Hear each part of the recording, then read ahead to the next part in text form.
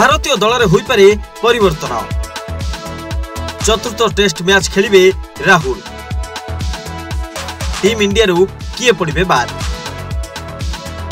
भारत और इंग्लैंड मध्य खेला जिबाकु थिबा चतुर्थ टेस्ट मैच फेब्रुआरी 23 तारिख रु आरंभ हेबो। ए सीरीज रे 2-1 रे आगुआ रहिछि टीम इंडिया। रविवार राजकोट रे खेला जायतिबा तृतीय टेस्ट मैच रे भारत इंग्लैंड को 434 रन रे परास्त करथिला, जहा दल पई एक ऐतिहासिक विजय अटे।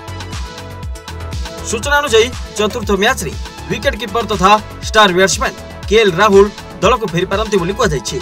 जदि राहुल टीम रे शामिल होंती ताले प्लेइंग 11 रे परिवर्तन हेबा सह जने खेलाड़ी को दल रु बाद दिया जेबानी आशंका करा जाउछि। वास्तव में सीरीज रो प्रथम मैच रे केएल राहुल आहत होइतिले, जा परे द्वितीय टेस्ट मैच रु ताको बाद दिया जायतिला। तृतीय टेस्ट मैच रे राहुल दल को फेरिबा नै आशा करा जाउथरे मध्य संपूर्ण फिट होई नथिबारु सेही मैच रु मध्य बाद पड़ितिले। वर्तमान किंतु केएल संपूर्ण फिट अछंती। तबे चतुर्थ टेस्ट मैच रे से दल को फेरिबा एक प्रकार निश्चित होइछि।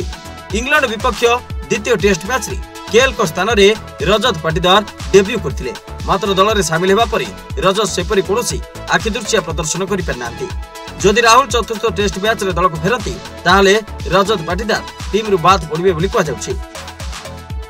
अन्य पक्षरे डेब्यू करिथिबा ध्रुव जुरेल और सरफराज खान को प्रदर्शन बेस भल रही।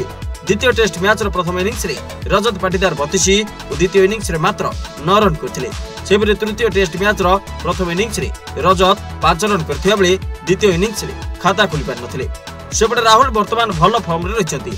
सीरीज रो प्रथम मैच रे तांका प्रदर्शन बेस भल रहितला। Report rising Odisha.